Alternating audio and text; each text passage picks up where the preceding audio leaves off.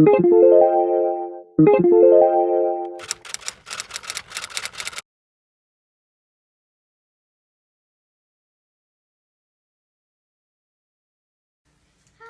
welcome back to our poetry unit. Today is day 4. Miss Eliana is here to help with us today.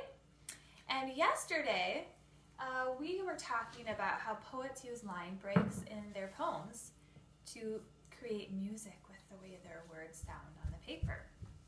And we think what the poem is and what it's about.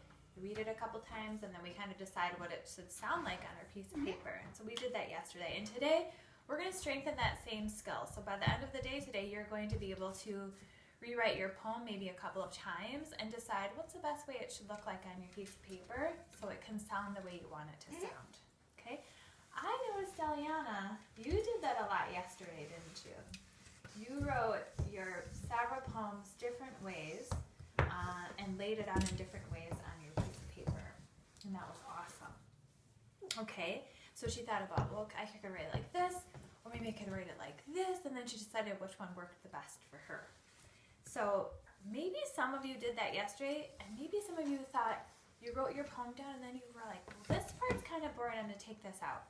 Or I don't really like this word, I'm going to take this out and I'm going to add some different words. And that's so smart as a poet. That's awesome. That's what poets do. On the shell one, I added mermaid swim inside the shell. That's right. Hey, you got to listen. Yeah. Okay.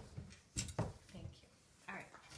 So today we're going to write a different version of a poem and pick the best one. That's what you're going to do by the end of the day today. So we're going to practice this. I noticed a poet, his name is Alex. He did just this, okay? He was looking at a picture of a forest, and he had one version, and then he wrote it in a second version. And I want to have you notice what he did here. He wrote his poem kind of over and over and over again until he found just the right one. So here's his first version. Winter. In the winter, the trees have no fingers. Oh, so he was seeing a tree with fingers and the leaves, huh? So then he wrote it again. And you're going to notice something too. Does he have more words here? Looks like it. Did he lay it out on the paper a little bit differently? Straight. Yeah. So It means like faster, I think. well, let's see. Now he has some spaces, and when you leave some space there, And slow? that means we have to have, there's a little silence there. So to pause a little bit.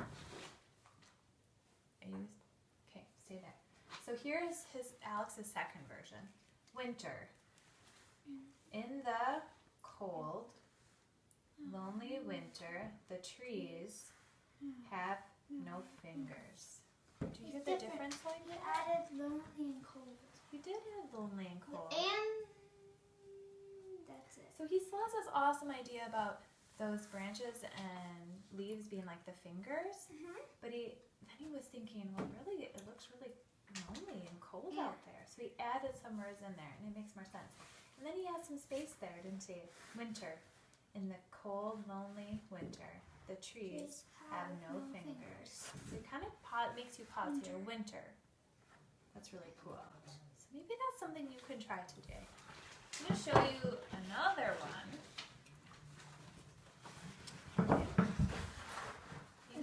Maybe these will give you an idea what you can do today with your poems from yesterday or your new ones you're going to do today. So another poet wrote 2 versions of their poem about rain. So this is the first one. It says, rain into river falling, tingles one at a time, the trout's tin shingles.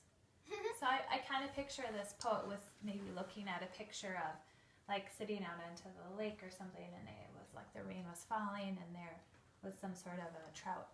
You can kind of see its skin maybe tingling. What's a trout? It's a kind of a fish. So maybe he saw some of the skin of the trout kind of poking out. So now then he wrote it again. But whoa! Look it. He really went down the page. He even has some spaces here to make us pause a little bit. So this way it sounds like this. Rain into river falling, tingles, one at a time. I like that, one at a time. The trouts, 10 shingles. Okay. So, we're going to practice that. Oh, we're just going to come up with a silly poem. And let's call it Should I write it down? Sudden Storm. Sudden. If the only words we were going to use are drip, drop, I wonder how those words would be laid out on the page. If it's a storm, it's not a nice spring like shower, it's a storm. Can I grab the marker? So how would that be laid out? Let's think about it. Let's think about a storm. What do we know about storms? Well, there's thunder sometimes, so drip, drop, thunder, lightning. Maybe you want to add some words, but what do we know about storms? How do they go? Trina, how do they go? It's a storm.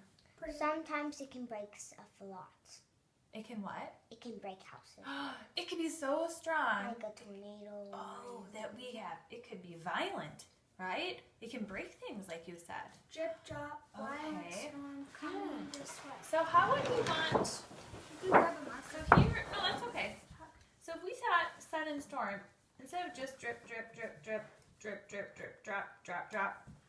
That, How about we put drip, it? drop, drippity drop, storm is coming this way. So would you want it to be fast, or would you Drip, want to drop, have drip, pause? Pause. Can I grab the marker? Why would you pause it? To just give the reader a break. But is it a storm of like? Drip, drop. Stop. Sudden, Is it a storm of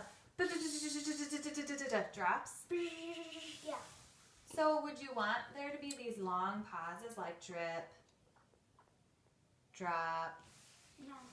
drip? That's more like a spring, nice little shower. But I'm talking about a heavy, it's called sudden storm. Oof, right? Drip, drop, drop. Drip, drop, drip, drop, drip, drop. So maybe that would go fast. Drip, drop, drip. Or maybe it would go like this. Drip, drop, going all the way down this way. And then storm is coming this way. Could you add some words? Drip, drop, crash. What were you going to say? Can I come in? Yes, but what was that thing that you had said about the storm? Things break. It can break. Okay, so it could be like this. I'm just pretending I'm writing it, but it could say drip, drop, break or crash. Drip, drop, drippity drop, crash. Or drip, drop, drippity drop, storm is coming this way. Crash! Okay, now let's change it. Now what if the title of our poem was Spring Shower? Now let's think about it. Remember, you have to think as a poet. What do I know about a spring shower? What do you know? I know that it helps the flowers grow. So it's not like a downpour. No, It's just a it's nice little. drop, drip, drop, drip. So how would that look on our paper then? Would we have some Flip, spaces? flop, flip, flop. Yeah. I think we would. Drip, Drop, drop. drip, drop. Maybe it'll go drip, drop. Drip, drip, drop. Because they're just little drops, Drip, drip, right? drop. Drip, drip, drop. Well, that was fun. So today, everyone out there, all my poets and my little poets here, your job today is to give that a try. You can go back to your old shape museum that you had all the little shapes and we were writing up our different notes, and you can turn those into different poems. You can go back to yesterday's poem and rewrite it again now that you know I have to think about what I want to do. I have to leave space for some silence or no space if you want to go a little faster, and really think about that story. Try about that poem and try your poem 2 or 3 different versions like some of our poets Drip, did. drop, drip, drop. Or drip, If you're drop, like, drip, I don't even know what to write about today, and you don't want to write about what's in your How about drippy drop, excuse drip me, drop? you don't want to write about your shapes that we were doing or those objects we were looking at. Do you want to write about a sudden storm or a spring shower with the drip drop idea? You totally can do that.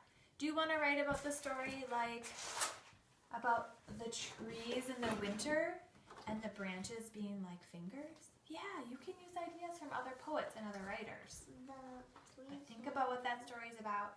Think of how you want that poem is about, how you want to lay it out on the page. And then we'll come back tomorrow for another lesson.